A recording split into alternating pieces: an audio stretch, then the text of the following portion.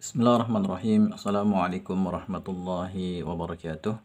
Alhamdulillah wassalatu wassalamu ala Rasulillah wa ala alihi wa sahbihi wa mawalah ma ba'du. Ikhwani wa akhwati fillah rahimani wa rahimakumullah, insyaallah taala pada kesempatan kali ini ya kita akan lanjutkan kembali pelajaran bahasa Arab kita bersama buku Belajar Menyusun Kalimat dan Cerita Pendek Sederhana dalam Bahasa Arab. Kita sudah menyelesaikan ya bagian kedua dari buku ini. Berarti kita sudah belajar 5 posisi isim dalam kalimat. Ya, kita sudah belajar posisi isim yang berharokat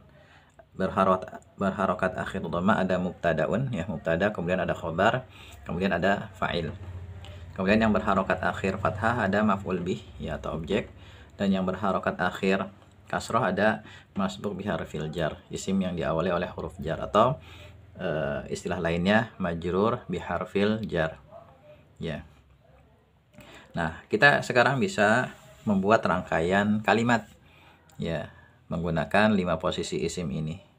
Rangkaian kalimat diantaranya yang bisa kita susun adalah rangkaian kalimat jumlah ismiyah dan jumlah fi'liyah. Ini kalimat gabungan ya, sudah ada pada bab yang terakhir di bagian kedua, tapi di sini saya cuma ingin murojaah supaya kita semakin paham. Ya, kita bisa membuat kalimat yang susunannya pertama kita sebutkan mubtada dan khobarnya. Berarti jumlah ismiyah. Setelah itu kita susun jumlah fi'liyah yang polanya fi'il, pertama fi'il, kemudian fa'il kita sebutkan, kemudian maf'ul bih. Ya, jika fi'ilnya membutuhkan objek berarti nanti ada maf'ul bihnya.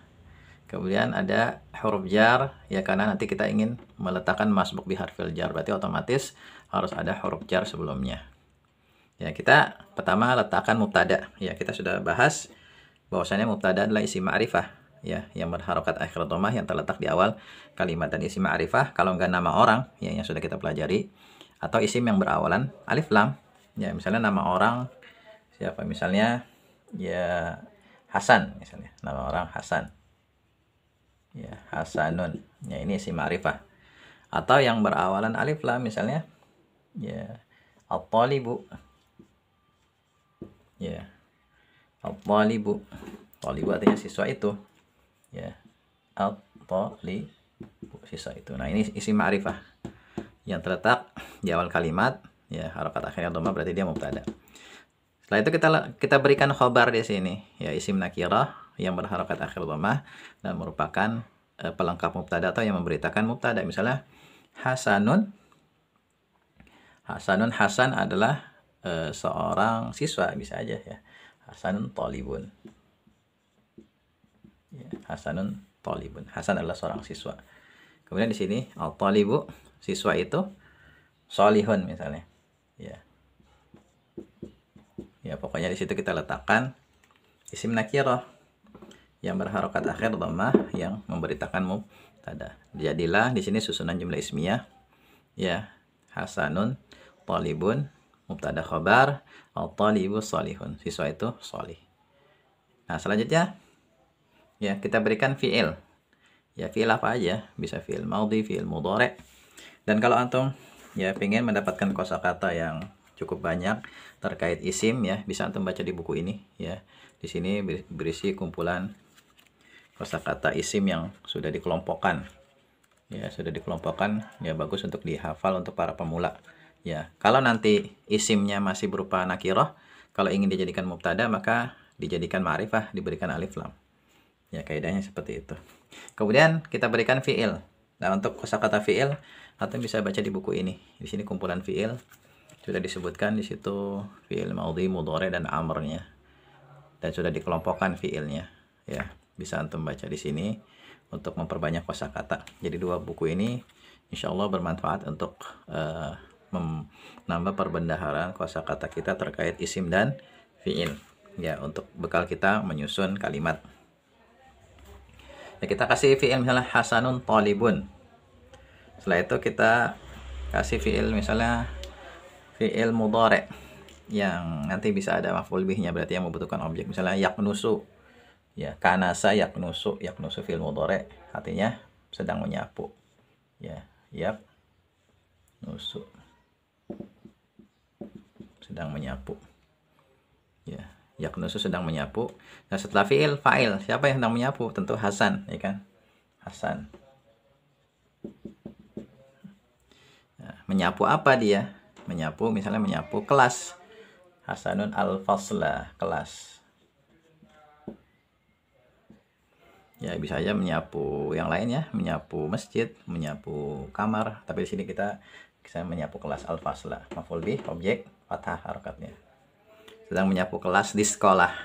Fi ya. Fi al madrasati. Ya, fil madrasati. Al madrasati masbuk biharfil jar. Kemudian kalau di sini misalnya at-talibus salihun, siswa itu salih. Nah, kemudian kita kasih fiilnya misalnya sedang menghafal. Ya, hafidha yahfadhu. Ya, sedang menghafal. Yahfadhu, at-talibu, siswa itu. Ya. Siswa itu sedang menghafal Al-Qur'ana. Ya. Al-Qur'ana.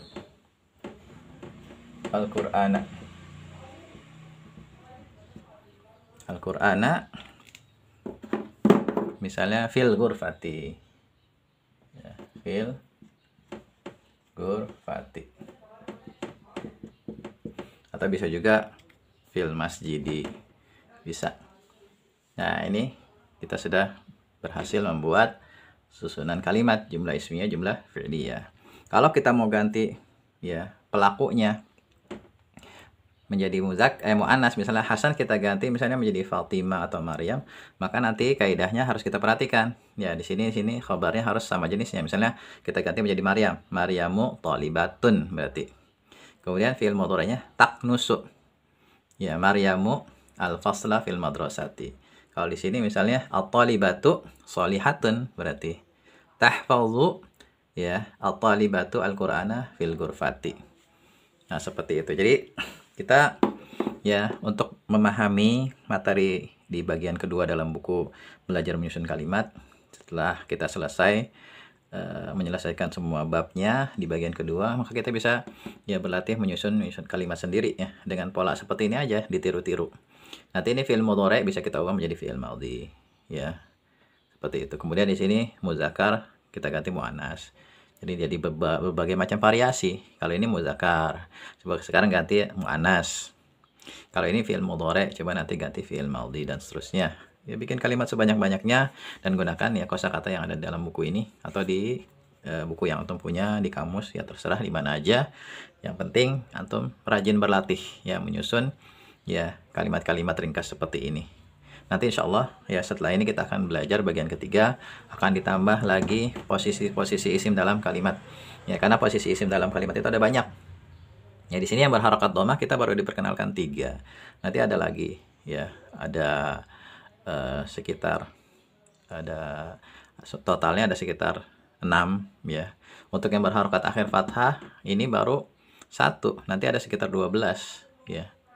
Kemudian yang berharokat akhir kasroh ini nanti ada namanya mudhof ilaih.